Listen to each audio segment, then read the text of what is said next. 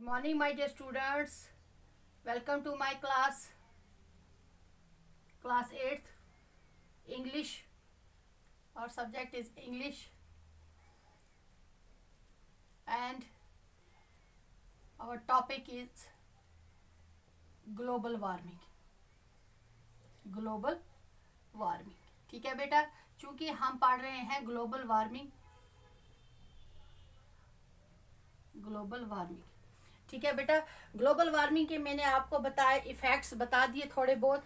Global warming क्या होती है वो भी मैंने आपको बताया। आज इसको हम आगे पढ़ेंगे।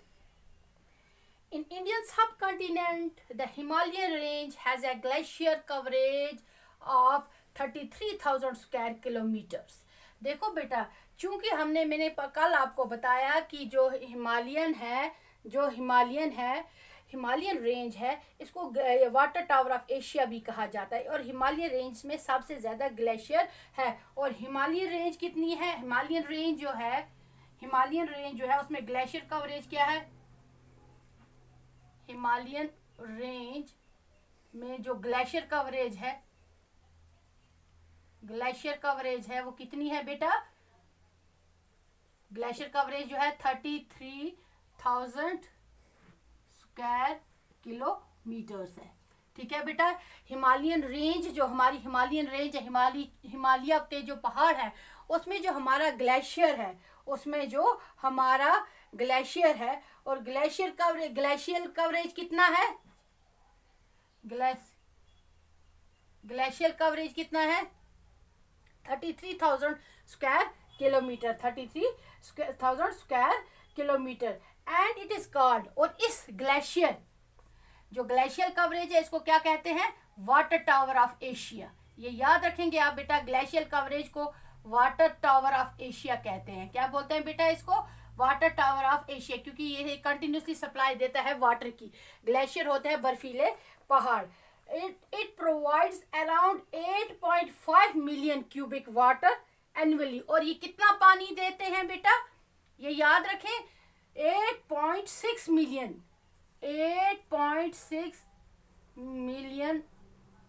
Cubic metres.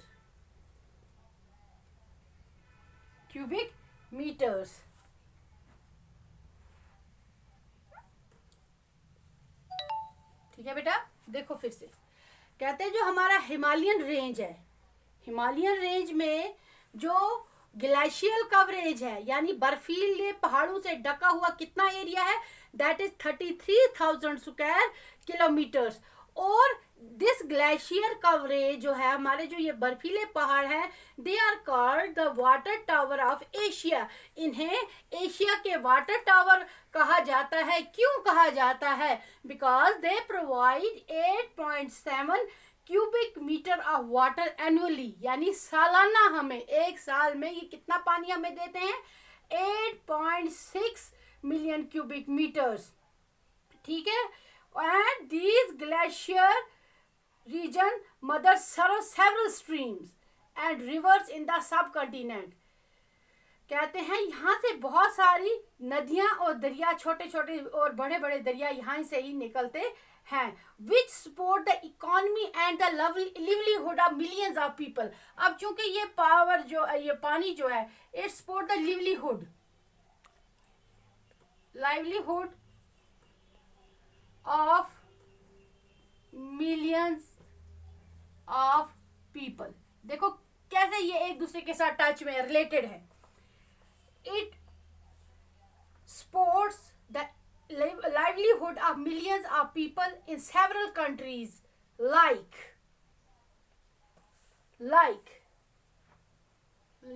livelihood of millions of people and economy of various countries। अब कौन कौन सी कंट्रीज है? जैसे पाकिस्तान, शाबाश, जैसे चाइना, इंडिया, पाकिस्तान।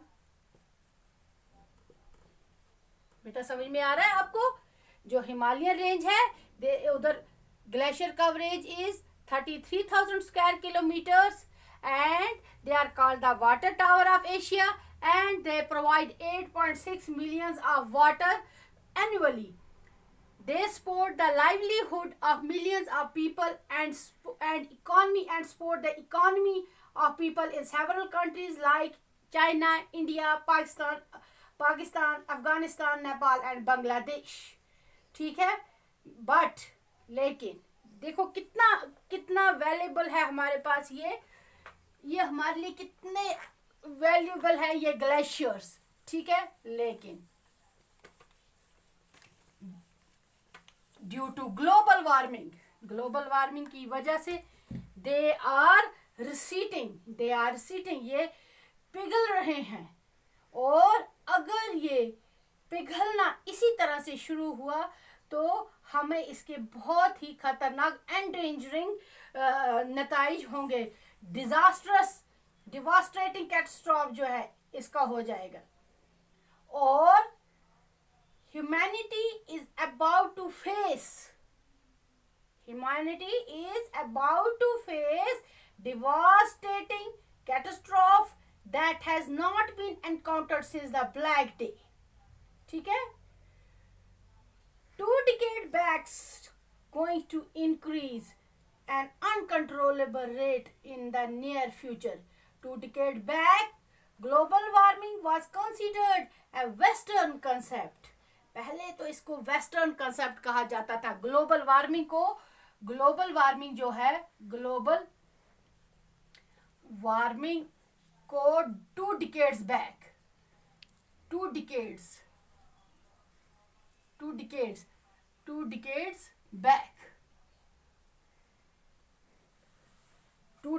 back यानी 200 साल पीछे इस ग्लोबल वार्मिंग को क्या कंसेप्ट बोला जाता था. शाबाश बेटा. 2 decades बैक इस ग्लोबल वार्मिंग को वेस्टर्न कंसेप्ट कहा जाता था.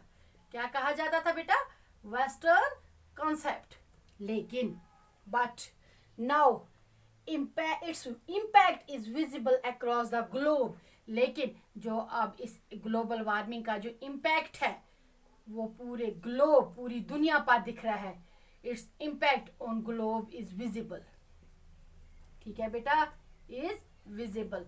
आपको पता है, समझ आ रही है आपको मेरी बात? कहते हैं आज से 200 साल पहले वेस्टर्न कंसेप्ट कहा जाता था किसको?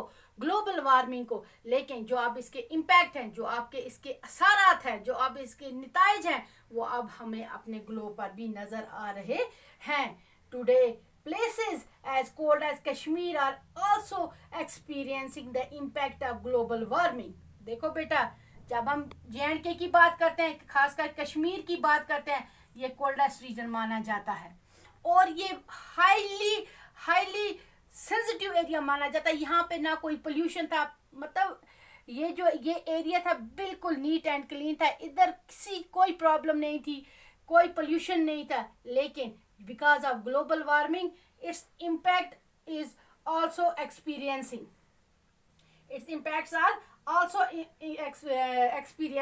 on Kashmir. ठीक है, Jammu and Kashmir is a unique having more than 6% of land under water. Jammu Kashmir एक ऐसा एरिया है जहाँ की जमीन 6% ऑफ लैंड, यानी कि जमीन का 6% हिस्सा जो है वो पानी के अंडर है. Land area under fresh water system that includes subtropical lanes of Jammu, floodplains, lakes of Kashmir Valley, high altitude Himalayan lakes, perennial rivers of Indus system, wetland of different dimensions, ponds, snows, streams, spring reservoirs. क्योंकि हमें 6% land की, क्योंकि यहाँ पे बहुत सारे small lakes है, reverse है, स्ट्रीम है, तो ये प्रोवाइड करते हैं फ्रेश ये क्या बोलते हैं इसको, फ्रेश वाटर इकोसिस्टम प्रोवाइड करते हैं. और क्योंकि 6% ऑफ लैंड जो है किसका? कश्मीर की. खास स्पेशली ये कश्मीर की बात हो रही है. जो कश्मीर का 6% लैंड जो है it is under water fresh water ecosystem के अंडर है. फ्रेश वाटर इकोसिस्टम में क्योंकि हमारे पास लेक्स हैं, रिवर्स है, स्ट्रीम्स है और बहुत सारी चीजें हैं जिससे हमें फ्रेश वाटर प्रोवाइड होता है. ओके बेटा, थैंक यू.